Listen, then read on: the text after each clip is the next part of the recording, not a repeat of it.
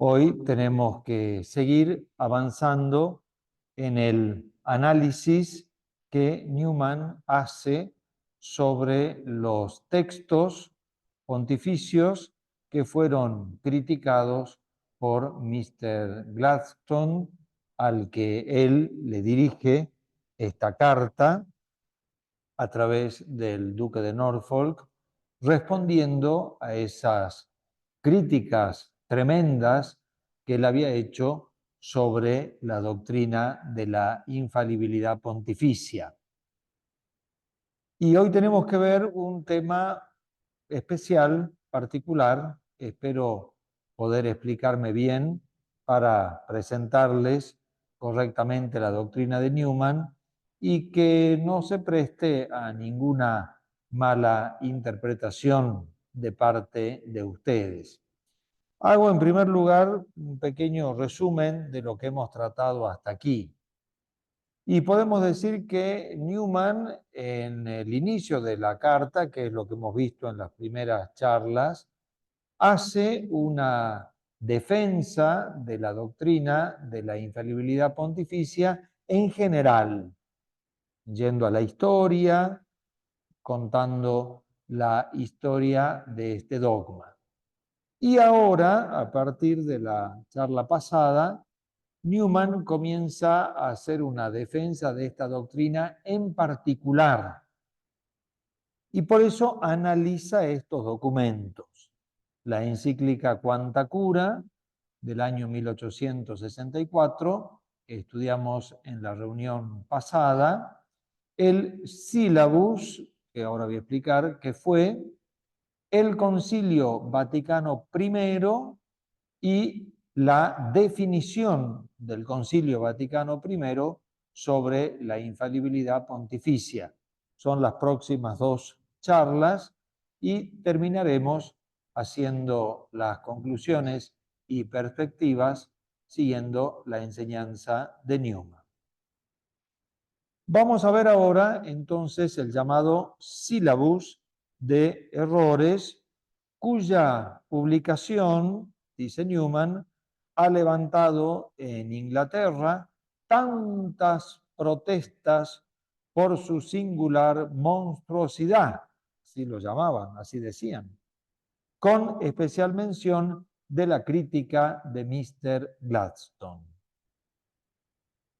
Dice Newman, condenar proposiciones teológicamente contrarias a la fe católica es una práctica antiquísima en la Iglesia. Así se condenaron las herejías de Wycliffe y Hus, que fue el famoso hereje de Praga, que se condenaron en el Concilio de Constanza, las condenaciones de Lutero, las condenaciones de las grandes herejías cristológicas y trinitarias, etcétera, etcétera, hasta el día de hoy. Por lo tanto, dice Newman, la condenación de errores no es un invento de Pío IX. El sílabus, explica Newman, y yo les explico también a ustedes con él, es una colección, de ahí viene su nombre, sílabus, una colección de proposiciones erróneas y heréticas de este estilo que el Papa ha señalado a lo largo de su pontificado. Son 80 condenaciones. Quizá ustedes digan, como dijeron muchos en aquel tiempo, ¿cuántas? Y bueno, ahí está justamente el problema.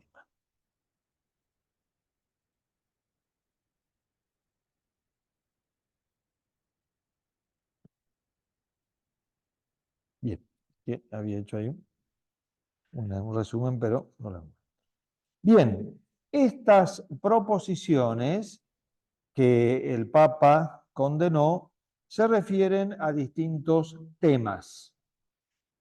Se refieren a los errores del racionalismo, se refiere a los errores existentes en lo que hace a las relaciones de la Iglesia con el Estado, se refiere a proposiciones que ponen en juicio la libertad de la Iglesia, que también ponen en cuestión el matrimonio cristiano, hace referencia a las sociedades secretas, hace referencia a los grupos más de tipo liberal que se fueron creando también en el clero católico, es decir, toda una serie de temas que se reunieron en estas 80 condenaciones.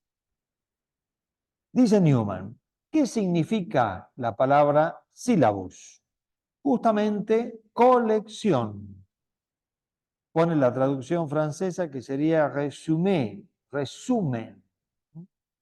¿Colección de qué? Se pregunta Newman. De proposiciones que el Papa, Pío IX, estamos hablando de él, en distintas alocuciones, encíclicas, discursos, documentos, ha calificado como errores contra la doctrina católica. Y Newman se pregunta, ¿quién ha extraído esas proposiciones de entre los documentos papales y las ha reunido en uno solo? Y Newman contesta, no lo sabemos. Todo lo que sabemos es que por indicación del Papa, su ministro de Exteriores, lo llama él, es el cardenal secretario de Estado, envió como colección de errores a todos los obispos. Se llamaba en ese momento el cardenal Antonelli, que envió el sílabos junto con la encíclica de 1864. Por eso no es raro que muchos los unifiquen a estos dos documentos, cosa que hizo Gladstone. Y sin embargo, dice Newman, son distintos. Son dos documentos distintos. Se enviaron juntos, pero incluso yo lo he escuchado, y hasta me lo enseñaron a mí, que el sílabus era el final de la encíclica Quanta Cura. Y no es así. El cardenal Antonelli los envió a los documentos juntos. En aquel momento todas las encíclicas se enviaban a los obispos del mundo y ellos eran los encargados de difundirlas entre sus fieles. Es decir, un documento dirigido a los católicos a través de sus obispos. Y fueron enviados juntos, seguramente por indicación del Papa.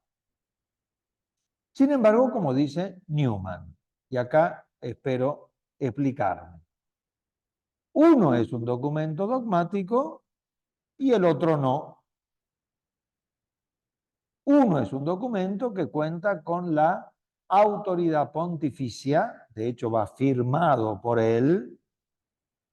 Esa es una formalidad muy importante en los documentos pontificios y en sus encíclicas, y el otro no. En suma, dice Newman, que el Papa quiso reunir en un solo texto todos los errores que había hecho notar en un momento o en el otro.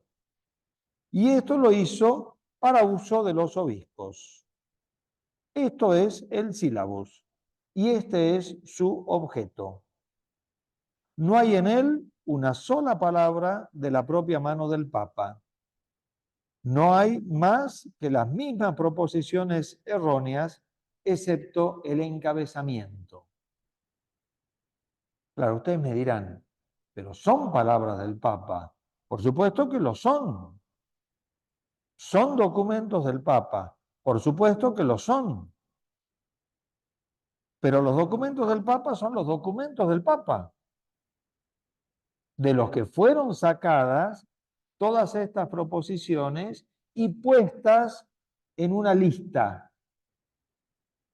Pero la lista que es lo que llamó la atención en aquel momento, y creo que sigue llamando la atención hasta el día de hoy, la lista no está hecha por el Papa. Seguramente él mandó que la hagan. Alguien la hizo. No sabemos quién, dice Newman.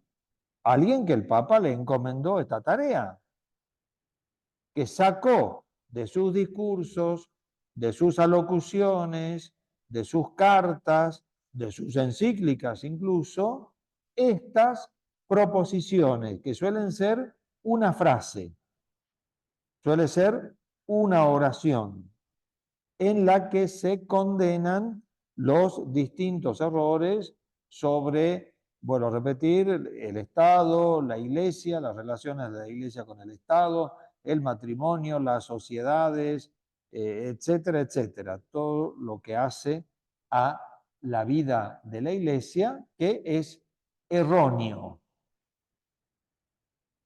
Pero, dice Newman, nosotros tenemos que ver la diferencia entre los dos documentos. Porque uno es una encíclica pontificia, tal como la tratamos en la reunión pasada, donde el Papa habla en primera persona y donde él pone su firma y dice, estas son mis palabras. El sílabus es otra cosa. Es una colección de sentencias papales sacadas de sus documentos, pero hechas por otra persona. Por eso dice Newman, ¿cómo tenemos que recibir nosotros el sílabus? Porque ahora vamos a ver que causó así sensación.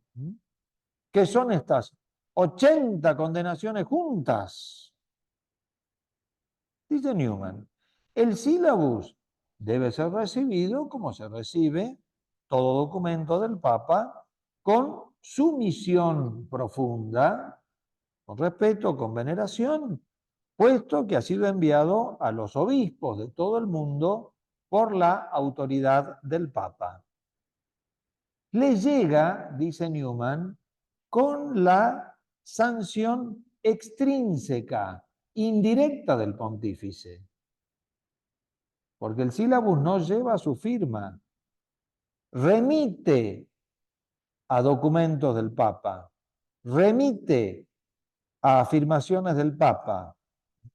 Por eso dice, es una sanción extrínseca e indirecta del pontífice, pero intrínsecamente en sí mismo no es más que un prontuario, una lista, ese es el nombre, sílabo, lista, resumen, colección, de diversos errores confeccionados por un compilador anónimo.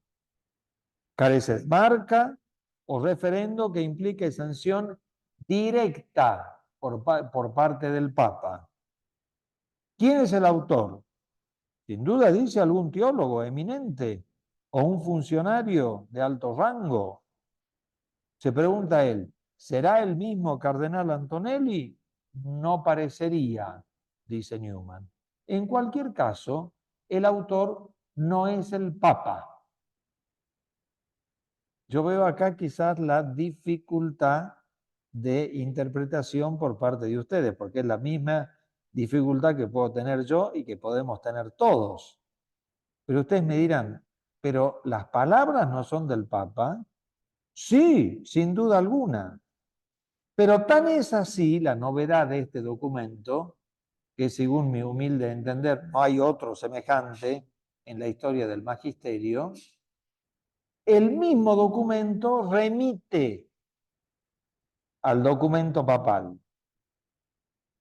Hay una condenación y se dice, sacada de la carta del Papa al arzobispo de Múnich, de Freising, porque son varios obispos alemanes a los cuales él les escribe. Después viene la otra condenación y abajo explicado, sacado de la encíclica Quanta Cura o cualquier otra encíclica. Y así va haciendo el sílabus. Si ustedes lo leen, lo pueden leer fácilmente, lo encuentran, por supuesto, en internet con toda facilidad, van a ver que tiene ese detalle. Está la proposición condenada y el documento de donde se sacó. La proposición siguiente y el documento de donde se sacó. La otra proposición y el documento de donde fue sacado. Pero toda la lista no la hizo el Papa, la hizo aquel que recibió el encargo de hacer todas esas proposiciones. Y dice Newman, no quiero decir con esto que tuviera yo alguna dificultad en aceptar como errores los que el sílabus cataloga como tales. No, dice Newman, yo no tengo ningún problema. En el caso de que el Papa me lo ordenara. Pero por el momento no lo ha hecho. Y no puede delegar en otro su poder de magisterio. Y dice Newman, yo deseo, como San Jerónimo, hablar lo que el sucesor del pescador y discípulo de Cristo. Yo presto mi asentimiento a cuanto propone el Papa acerca de la fe y de la moral, pero presto asentimiento a cuanto propone directamente él, oficialmente él, hablando él, en nombre propio y sin intermediarios, no algún otro que tenga autoridad sobre mí. El sílabus no es un acto oficial del Papa, porque no va firmado por él. Por supuesto, si el Papa hiciera suya esta compilación anónima de errores, yo me inclinaría totalmente ante ella y la aceptaría como rigurosamente suya. ¿Podría haberlo hecho? Dice Newman. Está a tiempo aún de hacerlo. Yo aceptaría esa declaración como dogmática porque tengo fe en que su divino maestro le transmitió su autoridad para determinar en puntos concretos de fe y de moral lo que es verdad y lo que es falso. Pero el sílabus no tiene intención de ser reconocido como la palabra del Papa. En este sentido, Newman tenía muy en claro, lo hemos hablado en la primera charla, no sé si ustedes lo recordarán, tenía muy en claro todo lo que fue el ambiente previo al Concilio Vaticano I y los distintos grupos que se habían formado sobre la temática y la problemática de la infalibilidad pontificia. Y por eso él ve alguna presencia de toda esta problemática en la redacción del sílabus.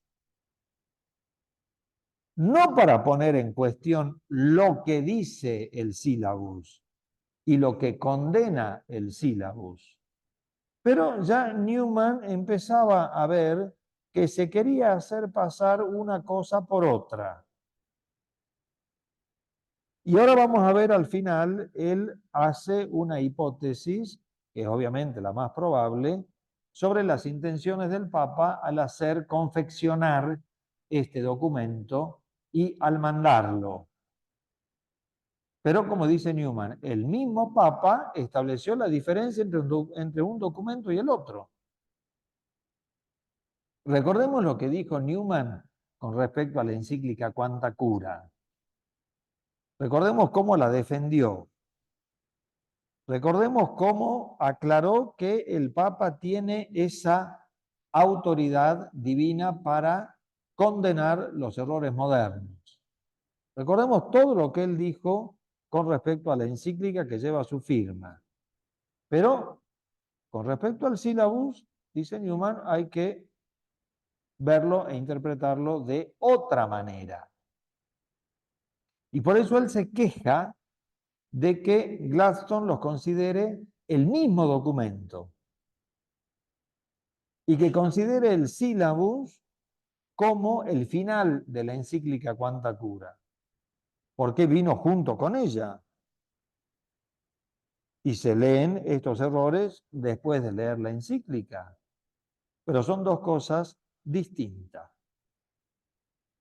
Por eso dice Newman, es claro que hay personas cercanas o con acceso al Santo Padre que si pudieran, irían mucho más lejos en definiciones y mandamientos que cuanto permite o quiere la asistencia divina que le ampara. Hay que ponderar y examinar con enorme cuidado sus actos y sus palabras sobre asuntos doctrinales para estar seguros de lo que el Papa ha dicho realmente. Claro, nosotros estamos en una circunstancia tan distinta, tan diferente. La problemática de la Iglesia a mediados o fines, digamos, del siglo XIX es totalmente distinta a la problemática nuestra, totalmente distinta.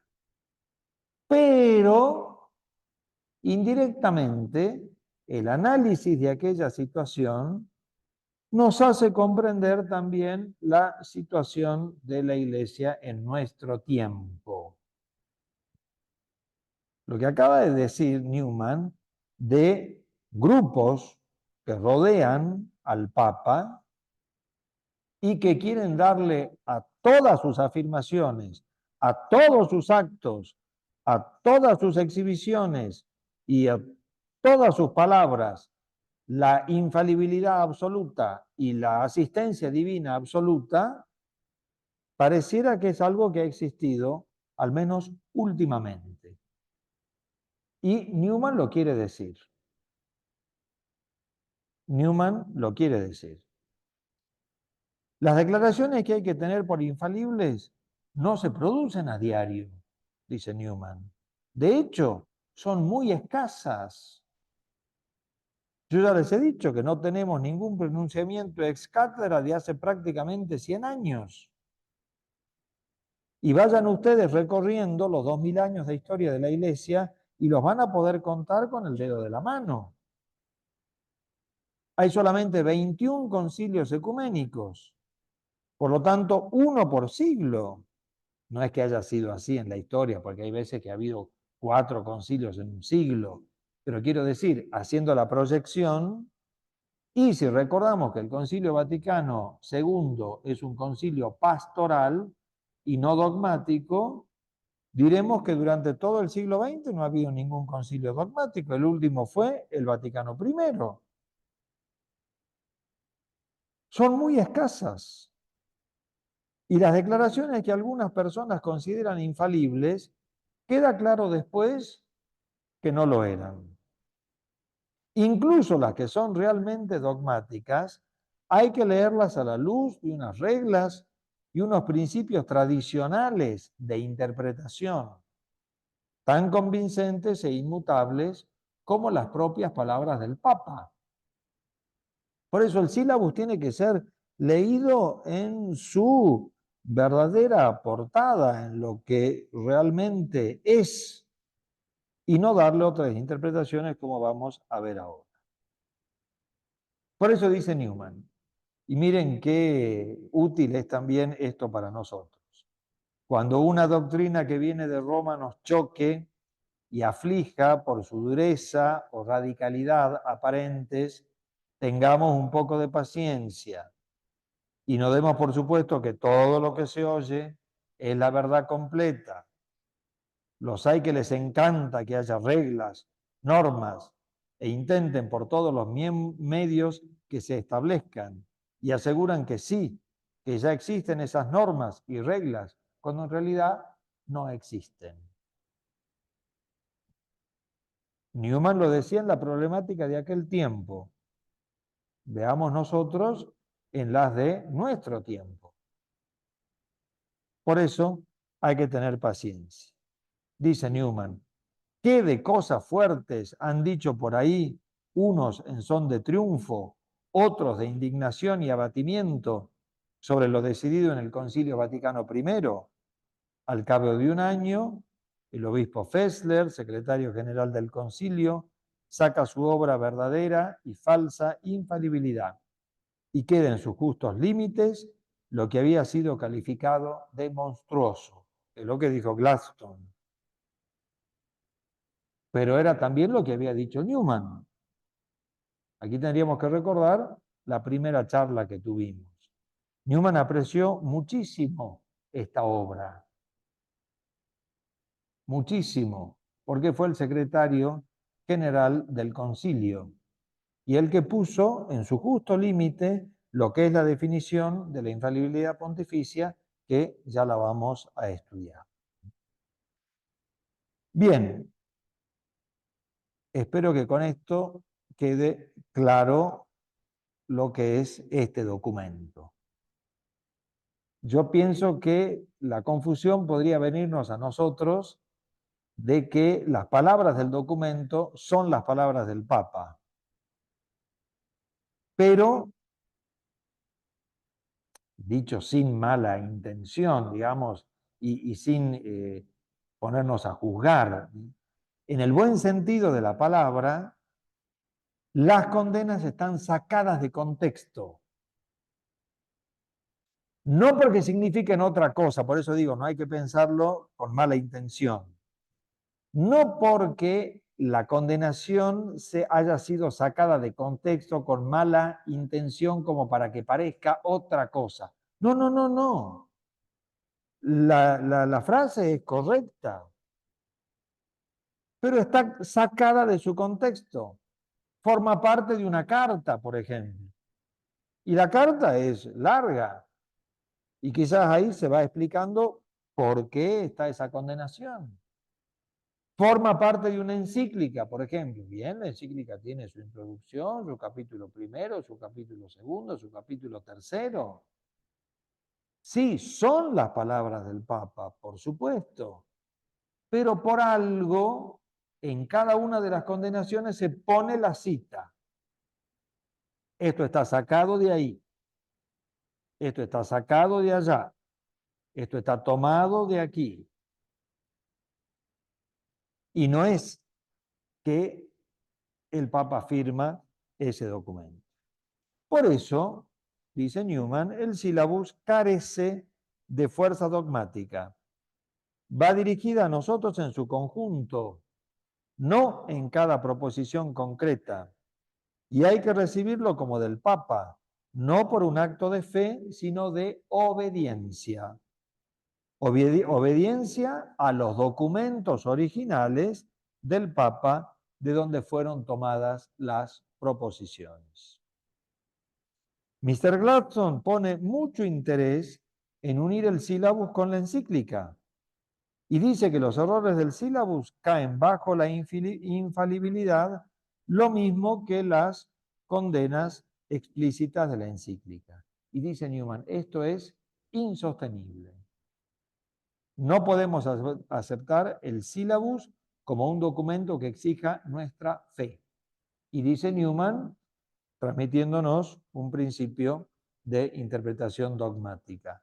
Los índices, sumarios y colecciones no son de fe. Son de fe los documentos papales, ya sea de magisterio ordinario o magisterio extraordinario. El auténtico valor del sílabus, dice Newman, está en sus referencias, es decir, en los documentos papales de donde han sido sacados. Pero esto, dice Newman, lamentablemente a Mr. Gladstone lo tiene sin cuidado, porque no se ha ocupado de ellos. Se ha ocupado de la lista. Bueno, si las cosas son así, dice Newman, ¿por qué ha provocado tanto escándalo? ¿Por qué ha provocado tanto ruido? ¿Por qué se han levantado las críticas de todas partes? Y da algunas hipótesis. Puede ser, dice Newman. Uno de los motivos de la viva reacción y del malestar que el sílabus ha provocado en tanta gente es que las proposiciones consideradas erróneas sean tantas y de tan diverso tipo, porque van tocando distintos temas. Son 80. Es una posibilidad. Como que parecía ahí que era una artillería pesada. Otra causa, que se haya empleado una formulación de tipo sistemático, porque tiene 10 temas el sílabus. 10 temas que se van ordenando sistemáticamente. Y no ha faltado, dice Newman, aquellos que han visto en el sílabus como una nueva ley moral, social, eclesiástica, concebida como el cimiento de un código europeo nuevo, el inicio de una nueva cultura opuesta a los principios sociales del siglo XIX, cosa que, como vamos a ver ahora, Papa no tuvo ni la más mínima intención de provocar esa reacción con el sílabus. Muchos vieron como que era un código católico de conducta para poner en práctica. Y dice Newman, y no han faltado personas de elevado rango dando pábulo, dice él, a esta falsa idea, y que una vez aceptada, lamentablemente pasó a convertirse como en la interpretación auténtica del sílabus. Es decir, algunos dieron pie para que se entendiera de esa manera. Newman no lo dice, pero puede ser ese mismo grupo que alentó la escritura del sílabus y que después lo sostuvo, como si su objeto en todas sus partes fuera un vasto proyecto de agresión. Como que algunos dieron pie a que sea entendido así. Así que, dice Newman, cuando el público se puso a examinar esas tesis erróneas, ya estaba claro que no las iba a comprender como es debido, por no leerlas en el contexto, la ocasión y el sentido en que fueron formuladas, que es lo que se ve que quería el Papa al mandar, suponemos, que se ponga la cita de cada una de esas proposiciones. Y dice Newman, a lo largo de 18 años, en encíclicas y alocuciones y cartas y documentos, el Papa califica como errores unas determinadas tesis. Y frente a eso, nadie dijo nada. Esas mismas tesis se recogen ahora en un solo texto y causan enorme sensación. ¿Por qué se pregunta Newman? ¿Por qué cuando el Papa pronunció esas condenaciones, nadie dijo nada? ¿Y por qué, al estar reunidas en un solo documento, causan sensación? Y bueno, dice Newman, ahí hay cuestiones internas y cuestiones externas. Se ve que el documento en sí tiene una problemática interna, digamos, propia de esto. Y está también la problemática externa de aquellos que lo han llevado a que ocupe un lugar que no le corresponde. Dice Newman, son documentos que han sido elaborados por especialistas, por teólogos, por entendidos en la materia. Y hay que recordar, dice él, que la teología es una ciencia y una ciencia muy especial. Tiene su método, sus formas de argumentación, su lenguaje, que son especiales. Toda ciencia debe estar en manos de un círculo relativamente reducido de gente, que son los que se dedican por profesión a su estudio. De igual forma, dice Newman, los teólogos jóvenes, mucho más que los que no son teólogos, cometen errores en punto de detalle que un teólogo de primera difícilmente cometería. No lo dice acá Newman, pero para mí lo sugiere.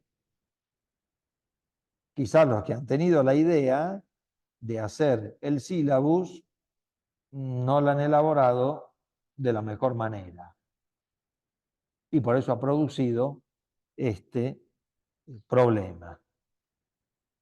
Y dice Newman, en Roma las reglas para interpretar los documentos dogmáticos se conocen y practican con una soltura que difícilmente se encontrará en otro lugar.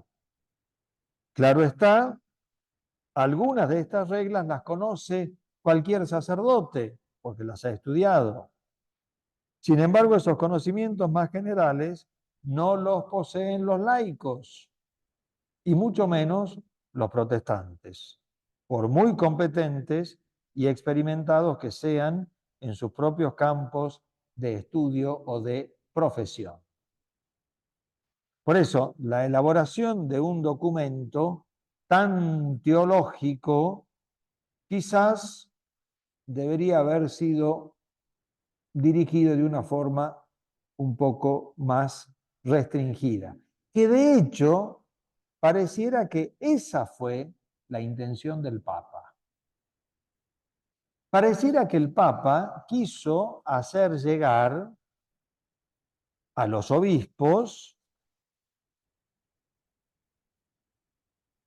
todas estas condenaciones que quizás ellos, por diversos motivos, no conocían. Pensemos, estamos antes del Concilio Vaticano I, 1864.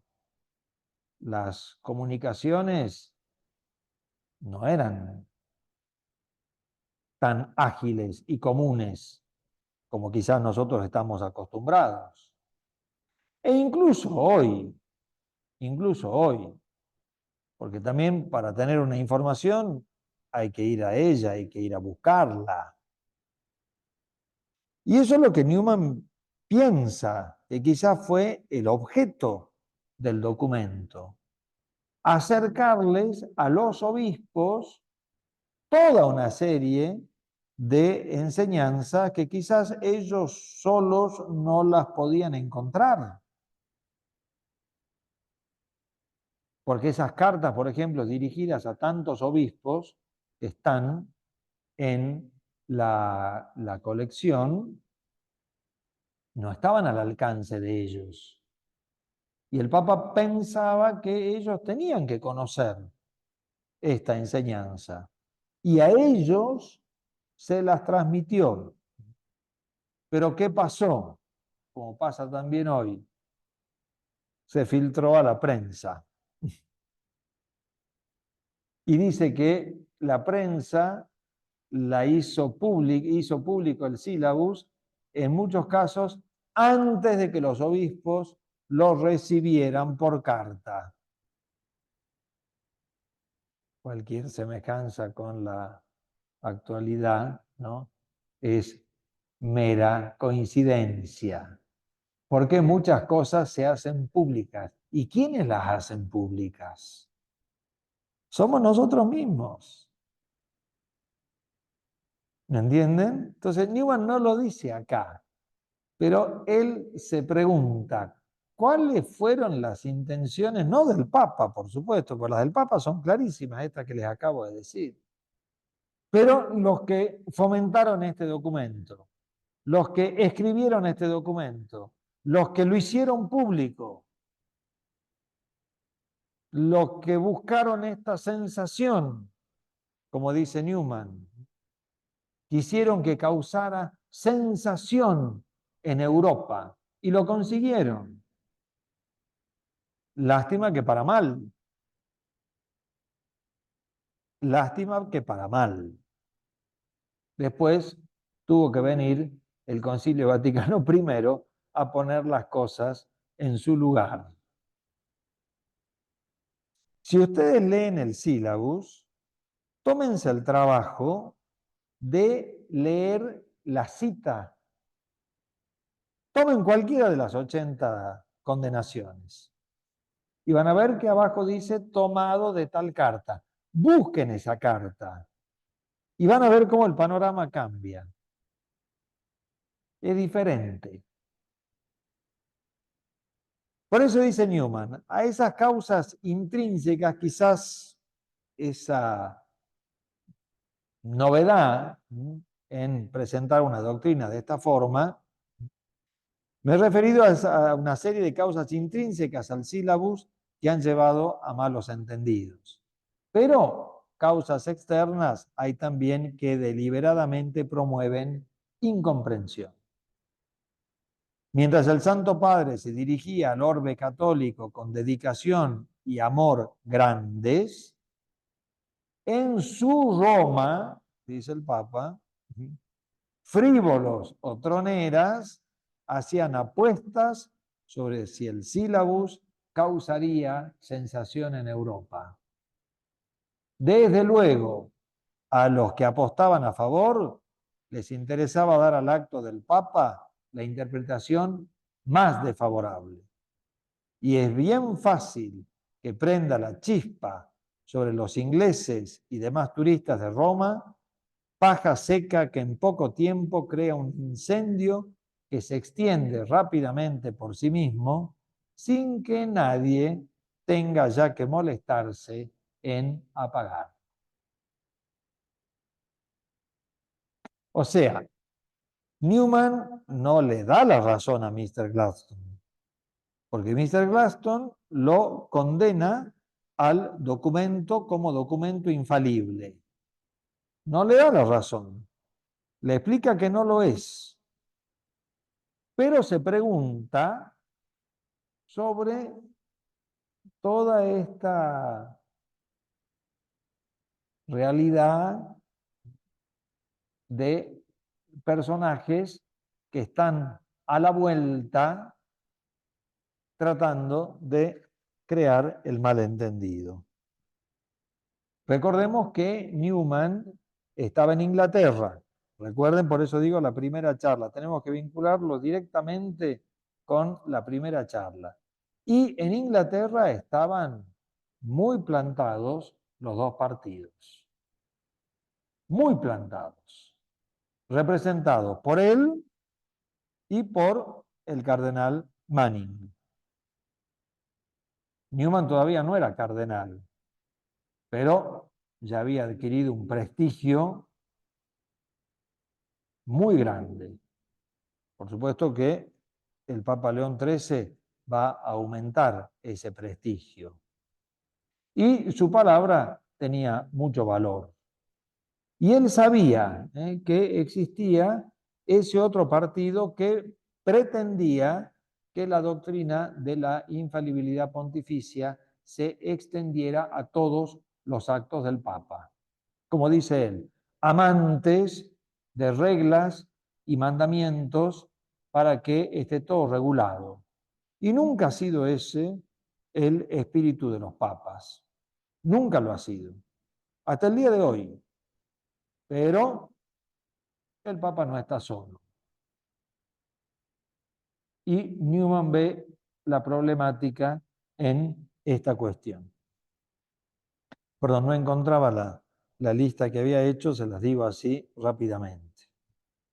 El sílabus lleva este nombre, lista de los principales errores de nuestra época, que se advierten en las alocuciones consistoriales, en las encíclicas y otras cartas apostólicas de nuestro Señor el Papa Pío IX. Los temas son los siguientes.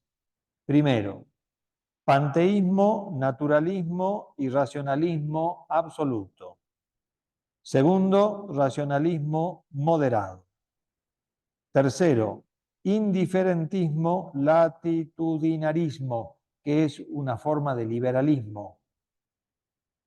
Cuarto, socialismo, comunismo, sociedades secretas, sociedades bíblicas, sociedades clérigo-liberales.